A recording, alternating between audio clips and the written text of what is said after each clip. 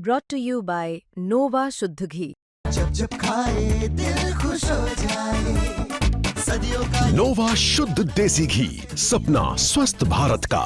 I love घी।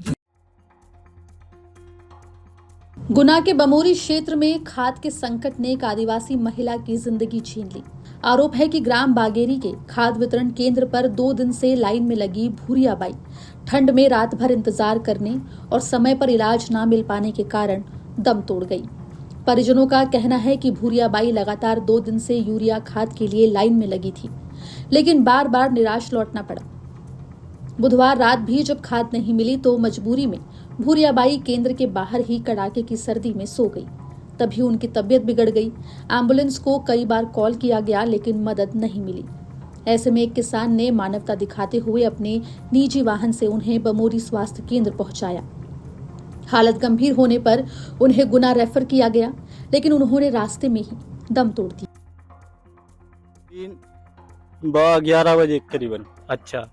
तो हम 11 बजे के बाद में हम बमोरी ले गए। हाँ। एक किसान की गाड़ी से। वो किसान वाहन से ले गए। बमोरी में एक सुई लगाई डॉक्टर ने। अच्छा। उनने कई गुना ले जाओ। गुना ले गए हम। गुना में भी उनने कई सरकारी में ले जाओ। सरकारी में ले गए हम। सरकारी में उनने मशीनें लगा कर नेक और पाची हटा के उनने कह दी घर ले जाओ। आप लाइन में कितने दिन से लगे हुए थे? लाइन में लग रहे 3 दिनों से। अच्छा। और जो किसान तुम्हें ले गए थे वहां पे रात को, वो क्या नाम था उनका, कौन थे वो, जानते हो? वो हम उनको नहीं जानते, बमोरी की हत्या वो। अच्छा। खाद मिला क्या आपको? अभी नहीं मिला। कहाँ मिला खाद? तो अच्छा, खाद नहीं मिल पाया? खाद कहाँ मिल पाया? नंबर ही नहीं आ पाया। मम्मी की डेट हो गई तो अच्छा। तो आप लोग भी तो गए होंगे, किसान लोग हैं, यहाँ पे भी तो मिला होगा कोई? नहीं, अभी तक तो किसी को नहीं मिला।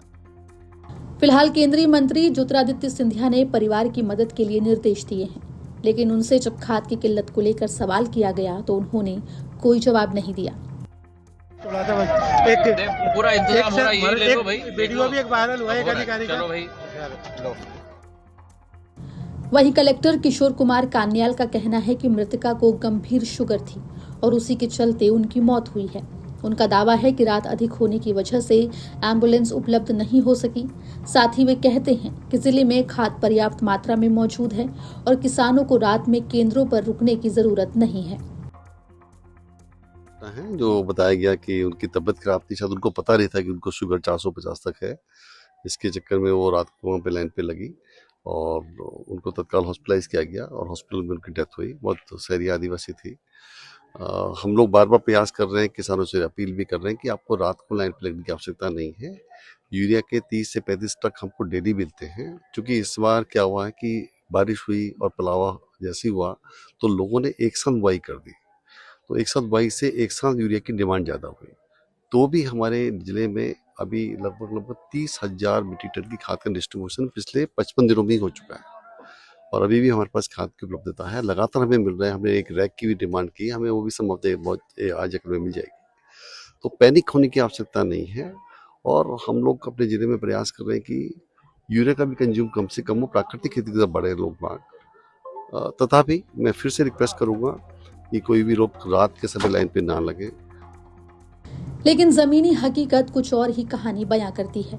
गुना जिले के बागेरी और नानाखेड़ी सहित कई वितरण केंद्रों पर खाद की भारी कमी है। किसान दिन में ही नहीं बल्कि रात भर जागकर लाइन में खड़े होने के लिए मजबूर हैं। 274 रुपए का खाद बैग खुलेआम 400 रुपए तक ब्लैक में बेचा जा रहा है। और जिस केंद्र पर महिला की मौत हुई उसी केंद्र पर कुछ घंटे पहले कांग्रेस विधायक ऋषि अग्रवाल भोजन के पैकेट बांटने पहुंचे थे, लेकिन उसके कुछ ही घंटों के बाद रात करीब 3 बजे एक गरीब आदिवासी महिला की जान चली गई और वो भी खाद पाने की जद्दोजहद में। ये घटना सिर्फ एक मौत नहीं बल्कि उस व्यवस्था पर बड़ा सवाल है जो किसान को उसकी सबसे बुनियादी जरूरत भी समय पर नहीं दे पा रही। सवाल ये भी है कि खाद की किल्लत, ब्लैक मार्केटिंग और अव्यवस्था पर कब तक कार्रवाई चलती रहेगी। गुना से विकास दीक्षित की रिपोर्ट, MP तक।